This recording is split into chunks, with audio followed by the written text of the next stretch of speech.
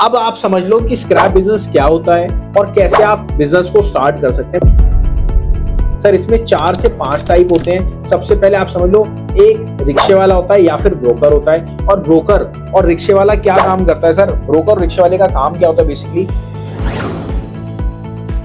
अब आप समझ लो प्रॉफिट के हिसाब से कि प्रॉफिट किस किस में ज्यादा होता है। अच्छा, ब्रोकर और जो रिक्शे वाला होता है उसका जो मार्जिन होता है वो ज्यादा होता है क्योंकि वो मेहनत से पैसा कमा रहा है। और जो इस पे पैसा लगाता है वो कौन लगाता है? एक दुकानदार लगाता है। कौन लगाता है? एक दुकानदार। समझ रहे हो? एक मतलब अब आप समझ लो कि स्क्रैप बिजनेस क्या होता है और कैसे आप बिजनेस को स्टार्ट कर सकते हैं। मैं डायरेक्ट पॉइंट पे आ रहा हूँ, कोई घुमा फिरा के नहीं आ रहा। अब आप समझ लो सर, स्क्रैप बिजनेस जो होता है वो कितने टाइप का होता है? सर इसमें 4 से 5 टाइप होते हैं। सबसे पहले आप समझ लो, एक रिक्शे वाला होता है या फिर ब्रोकर होता है। और ब्रोकर और रिक्शे वाला क्या काम करता है सर? ब्रोकर और रिक्शे वाले का काम क्या होता है बेसिकली? वो माल को इकट्ठा करता है गली गली जाके, जगह जगह जाके, ठीक है, और वो उठा के अपने दुकानदार को देता है। ठीक है, दुकानदार क्या करता है? उसको थोड़ा सा सेग्रीगेट करता है। सेग्रीगेट करने के बाद उस मटेरियल को, जैसे लोहा है, लोहे में से भी काफी कैटेगरीज निकलती है।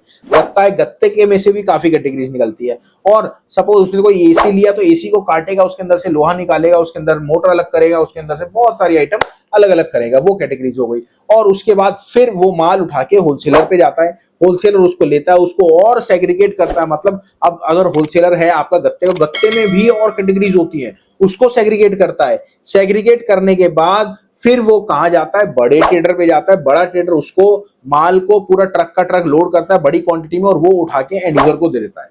ये पूरा प्रोसेस हो गया। अब आप समझ लो प्रॉफिट के हिसाब से कि प्रॉफिट किस किस में ज्यादा होता है। अच्छा, ब्रोकर और जो रिक्शे वाला होता है उसका जो मार्जिन होता है वो ज्यादा होता है क्योंकि वो मेहनत से पैसा कमा रहा है। और जो इस पे पैसा लगाता है वो कौन लगाता है? एक दुकानदार लगाता है। कौन लगाता है? एक दुकानदार। समझ रहे हो? एक दुकानदार पैसा लगाता है। और दुकानदार का रोल क्या होता है इसमें? दुकानदार का रोल होता है भैया अपने आप को बचाना, सेव करना, घाटे से बचना और प्रॉफिट निकालना। ठीक है, अब दुकानदार क्या करता है?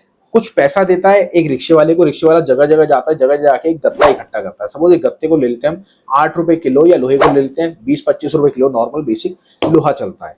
अब वो लोग क्या करते हैं सर, 8 रुपए किलो गत्ता लिया और उठा के एज इट इज वो दे दिया दुकानदार को। अब दुकानदार क्यों खुश होता है? यार दुकानदार पे नॉर्मल रेट में वो माल आ रहा है, पर बल्क क्वांटिटी में माल आता है।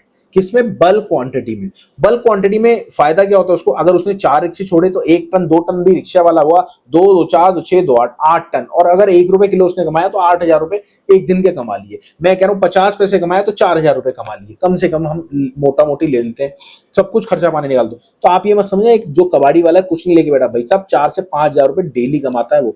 और कई टोपियां तो उल्टी सीधी घुमा देता है, जो कि इधर उधर से माल लेना दाना होता है, तो अलग कमाई हो गई। और तभी वो अपना एम्पायर खड़ा कर पाता है।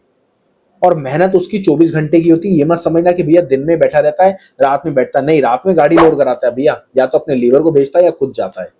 खुद लोड नहीं करता, लगता लीवर ही है, बट जाके तो खुद सामने खड़ा होना पड़ता है ना, ऑब्वियसली बात है। तो ये चीज, अब उसने लोड दुकानदार को दिया, दुकानदार ने 8 रुपए किलो माल लिया और दुकानदार ने 10-11 रुपए किलो एक होलसेलर को दे दिया। होलसेलर ने उसको सेग्रीगेट करा, उसमें से 20 रुपए किलो माल भी बनाया, 16 रुपए किलो माल भी बनाया, 17 रुपए किलो माल भी बनाया, अलग अलग करा। बट ये दुकानदार ने जो दिया माल, ये दिया आपका 15 रुपए किलो।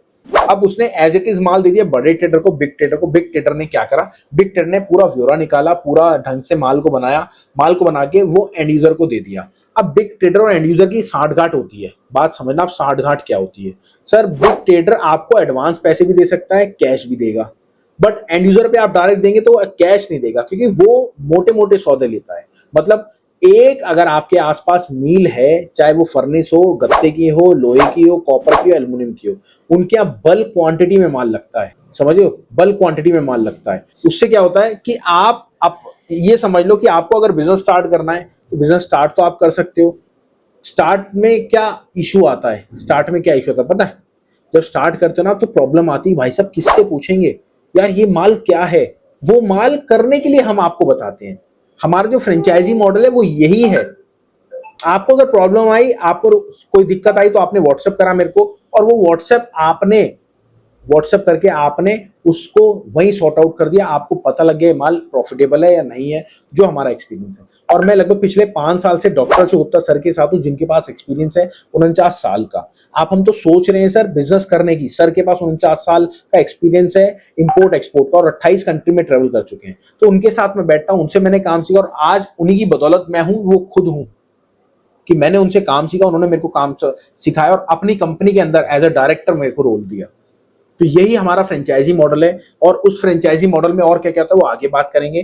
बट मेरी आपसे रिक्वेस्ट है, आप कहाँ से हैं, एक बार जितने मेंबर नए जुड़े हैं वो प्लीज बताएं। जैसे 19 to 20 मेंबर्स यहाँ पे जुड़ चुके हैं, तो प्लीज आप लोग कहाँ से हैं एक बार दोबारा डिटेल बताएं, फिर चलते हैं और डीप।